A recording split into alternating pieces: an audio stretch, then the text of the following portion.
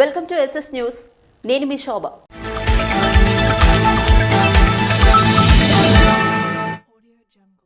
Mobile ఫోన్లు వాడే ప్రతి ఒక్కరూ ఫోన్లకు లాక్ అండ్ సెక్యూరిటీ తప్పనిసరిగా వేసుకోవాలని జిల్లా ఎస్పీ జిఆర్ రాధిక పేర్కొన్నారు. మొబైల్ ఫోన్లు వాడే ప్రతి ఒక్కరూ ఫోన్లకు లాక్ అండ్ సెక్యూరిటీ తప్పనిసరిగా వేసుకోవాలని జిల్లా ఎస్పీ జిఆర్ రాధిక పేర్కొన్నారు. అందుబాటులో ఉన్న కొత్త సాఫ్ట్వేర్ల ద్వారా ఫోన్లలో ఉండే డేటాకు సెక్యూరిటీ వేసుకోవాలన్నారు. మొబైల్ ఫోన్ కొనుగోలు చేసిన అనంతరం బిల్లు, ఐఎంఐ నెంబరు, ఇతర వివరాలు భద్రంగా ఉంచుకోవాలన్నారు. విలువైన సమాచారాన్ని ఫోన్లో ఉంచకుండా జాగ్రత్త వహించాలన్నారు. జిల్లాలోని మొబైల్ ఫోన్లు పోగొట్టుకున్న బాధితులు ఇచ్చిన సమాచారం మేరకు మొబైల్ ఫోన్లు ట్రేస్ చేసి బాధితులకు గురువారం జిల్లా పోలీస్ కార్యాలయాల్లో జిల్లా ఎస్పీ అందజేశారు. పోగొట్టుకున్న విలువైన మొబైల్ రికవరీ చేసి బాధితులకు అందజేయడంలో కృషి చేసిన సైబర్ సెల్ సిబ్బందిని ఎస్పీ ప్రత్యేకంగా అభినందించారు. మొబైల్ ఫోన్ పోగొట్టుకున్న బాధితులు డిపార్ట్మెంట్ ఆఫ్ టెలికమ్యూనికేషన్ వారి ఆధ్వర్యంలో ఉన్న central equipment identity register portal ద్వారా పోగొట్టుకున్న మొబైల్ ను తిరిగి పొందేందుకు గాను బ్లాకింగ్ రిక్వెస్ట్ ను రిజిస్టర్ చేసుకోవాలని, సదరు మొబైల్ యొక్క ఐఎంఈఐ నంబర్లు బ్లాక్ అయిన తరువాత ఆ రిక్వెస్ట్ ను తాము రిసీవ్ చేసుకుని సదరు మొబైల్ ను ట్రాక్ చేసి రికవరీ చేసిన తరువాత మొబైల్ ను అన్బ్లాక్ చేసి మొబైల్ పోగొట్టుకున్న వ్యక్తికి సదరు మొబైల్ ని ఇస్తున్నామని చెప్పారు. అదేవిధంగా సిఈఐఆర్ పోర్టల్ ద్వారా ఇప్పటి వరకు 202 ఫోన్లను రికవరీ చేసి బాధితులకు ఇవ్వడం జరిగిందన్నారు. కార్యక్రమంలో అదనపు ఎస్పీలు Prem Kajal, Umamaheswararao, cyber cell CI Srinivas, cyber cell సిబ్బంది రమేష్, శేషగిరి, శరత్ తదితరులు పాల్గొన్నారు.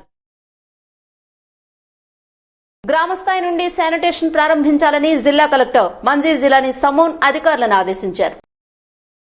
వెక్టర్ బోర్డు డిసీజెస్ పై కలెక్టర్ కార్యాలయ సమావేశ మందిరంలో ఆయన అధ్యక్షతన జిల్లా సమన్వయ కమిటీ గురువారం నిర్వహించారు. ఈ సందర్భంగా కలెక్టర్ మాట్లాడుతూ పాజిటివ్ కేసు ఎక్కడైనా గుర్తిస్తే తక్షణమే అక్కడ చర్యలు తీసుకోవాలన్నారు. సీజనల్ వ్యాధులపై జిల్లా మలేరియా అధికారి ఎం సత్యనారాయణ మాట్లాడుతూ వర్షాకాలంలో సీజనల్ వ్యాధులు ప్రబలే పరిస్థితి ఉందన్నారు. ఇటీవల మలేరియా కేసు పలాస మున్సిపాలిటీలో వచ్చిందని డిఎంఓ చెప్పగా అక్కడ చేపడుతున్న చర్యలపై కలెక్టర్ అడిగి తెలుసుకున్నారు. డోర్ టు డోర్ సర్వే చేయాలని ఆదేశించారు. మందసలో ఒక కేసు వచ్చిందని చెప్పారు. 2023లో డెంగ్యూ 54 కేసులు వచ్చాయని, 2024లో డెంగ్యూ కేసులు 6 వచ్చాయని, 2024లో ఇప్పటి వరకు 2 మలేరియా కేసులు వచ్చినట్లు వివరించారు. ఇందులో ఒకటి పలాస మున్సిపాలిటీలో, మరొకటి మందస మండలం చీపీ గ్రామంలో వచ్చిందన్నారు.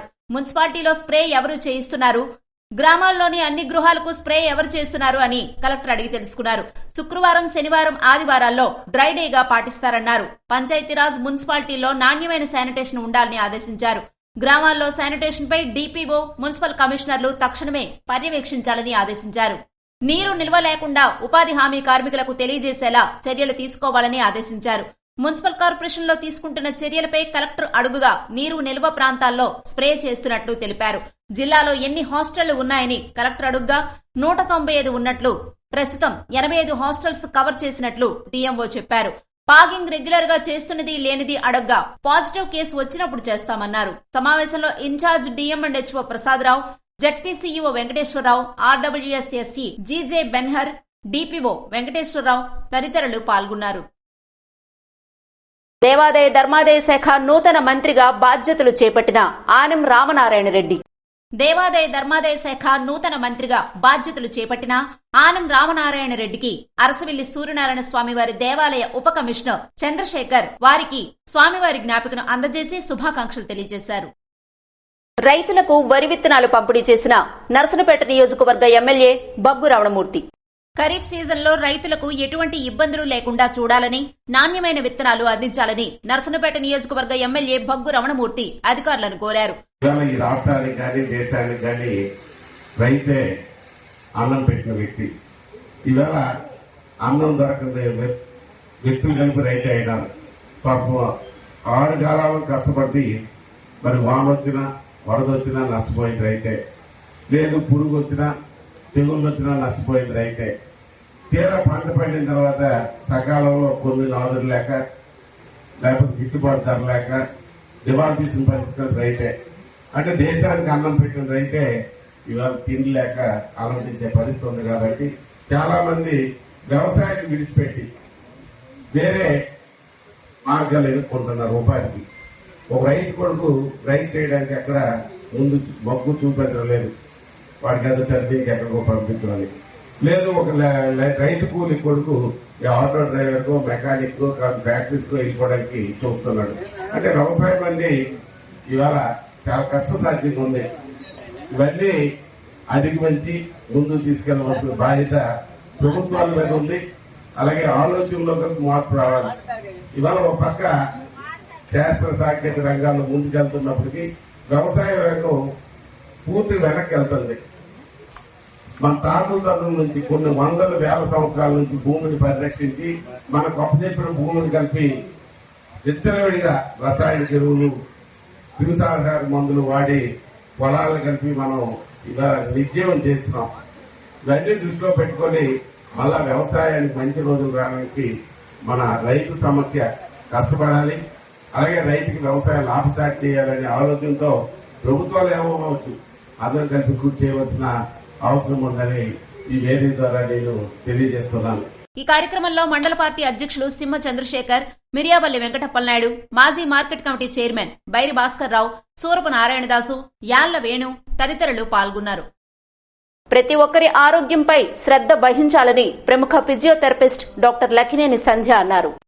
శ్రీకాకుళం జిల్లా బోరుభద్ర గ్రామంలో ప్రముఖ Andhra Pradesh human right organisation joint secretary Chintadu Chinnarao జన్మదినం సందర్భంగా మెగా వైద్య శిబిరాన్ని నిర్వహించారు. కార్యక్రమంలో Kotabommali junior civil judge Prasannalatha పాల్గొని శిబిరానికి విచ్చేసిన వారికి అవగాహన కల్పించారు. పరిసరాలు మరియు వాటి సమతుల్యతను కాపాడుకోవాల్సిన బాధ్యత అందరి మీద ఉందని పేర్కొన్నారు. ప్రముఖ కండరాలు, నరాల వైద్య నిపుణులు సంధ్యారాణి ఆధ్వర్యంలో నిర్వహించిన ఈ వైద్య శిబిరంలో బోరుభద్ర అలాగే పరిసర ప్రాంతాల నుండి కూడా విరివిగా ప్రజలు వచ్చి ఆరోగ్య సేవలు అందుకున్నారు. ఈ సందర్భంగా డాక్టర్ సంధ్యారాణి మాట్లాడుతూ ప్రతి ఒక్కరి ఆరోగ్యం వారి చేతుల్లోనే ఉంటుందని, దాన్ని కాపాడుకోవాల్సిన బాధ్యత వారిపైనే ఆధారపడి ఉంటుందని, కాబట్టి ఆరోగ్యం పట్ల ప్రతి ఒక్కరూ శ్రద్ధ వహించాలని కోరారు. కార్యక్రమంలో కోడబొమ్మాళి అడ్వకేట్ బార్ అసోసియేషన్ అధ్యక్షులు లకినేని శ్రీనివాసరావు, గ్రామ పెద్దలు, ప్రజలు పాల్గొన్నారు. శ్రీకాకుళం ఆందలవలస ప్రధాన రహదారి మరమ్మత్తు పనులకు ప్రజలు సహకరించాలని ఎమ్మెల్యే గొండుశంకర్ కోరారు. మృత్యు మార్గంగా మారిన శ్రీకాకుళం ఆందలవలస రహదారి మరమ్మత్తు పనులను రాగోలు వాకలవలస సమీపంలో గురువారం శాసనసభ్యులు గొండుశంకర్ పరిశీలించారు. ఈ సందర్భంగా ఆయన మాట్లాడుతూ శ్రీకాకుళం రైల్వే స్టేషన్ కు చేరుకునే ప్రధానమైన శ్రీకాకుళం ఆందలవలస రోడ్డు అధ్వానంగా మారడంతో నిత్యం ప్రమాదాలు చోటు చేసుకుంటున్నాయని, ఎంతో మంది ప్రాణాలు కోల్పోయారని ఆవేదన వ్యక్తం చేశారు. కేంద్ర రాష్ట్ర మంత్రులుగా సోమవారం జిల్లాకు తొలిసారి విచ్చేసిన కింజరాపు రామ్మోహన్ నాయుడు, అచ్చెన్నాయుడు తన అభ్యర్థన మేరకు రోడ్డు నిర్మాణానికి సానుకూలంగా స్పందించారని, ఆత్మీయ అభినందన వేదిక మీదనే కాంట్రాక్టర్ కు హెచ్చరిక జారీ చేయడంతో మరమ్మత్తు పనులు చేపట్టడం జరిగిందన్నారు. మత్స్యశాఖ మంత్రులు కింజరాపు అచ్చెన్నాయుడు గారు అలాగే వారు బాధ్యతలు చేపట్టి ప్రప్రథమంగా జిల్లాకు ఇచ్చేసిన సందర్భంగా వారికి ఏర్పాటు చేసిన పౌర సన్మాన సభలో ఆయన చెప్పినట్లుగా బుధవారం నుండి వర్క్ స్టార్ట్ చేస్తామని చెప్పడం జరిగింది. పాలకొండ రోడ్డు అది శ్రీకాకుళం రైల్వే స్టేషన్ వరకు వెళ్లేది గతుకులమయంగా ఉండి ఎంతో మంది ప్రాణాలను తీసుకుంది. ఆ రోడ్డుని నిన్నటి నుండి సన్నాహం చేసి ఈ రోజు ప్యాచ్ వర్కులు మొదలు పెట్టడం జరిగింది. ఇంకా వీలైనంత తొందరగా యుద్ధ ప్రాతిపదికన ముందు ప్యాచ్లన్నీ కంప్లీట్ చేసి, ముందుగా మేము ఎలక్షన్ ముందు కూడా చెప్పడం జరిగింది, కనీసం గోతులు కూడా కప్పాలని. అదే ఉద్దేశంతో ముందు ఒక 10 రోజుల్లో 15 రోజుల్లో ట్రాఫిక్ కి అంతరాయం కలగకుండా గోతులు లేని రోడ్డుగా చేయడమే మా ముఖ్య ఉద్దేశం. ఫస్ట్ ఈవేళ వర్క్ కూడా స్టార్ట్ అయింది. ఈ సందర్భంగా నేను కాంట్రాక్టర్ గాని కన్సర్న్ ఆఫీసర్స్ కి చెప్పడం జరిగింది, తొందరగా వీలైన తొందరగా పనులు కంప్లీట్ చేసి ప్రజలకు అందుబాటులోకి తేవాలని నేను అడిగాను. చాలా తొందరగా ఇది అయ్యి ప్రజలకి అందుబాటులోకి తెస్తామని నేను నమ్ముతున్నాను. ఈ విషయాన్ని ప్రజలందరూ గమనించి అక్కడ కొద్దిగా ట్రాఫిక్ అంతరాయం కలిగినా మీరు సహకరించవలసిందిగా కోరుతూ నమస్కారం.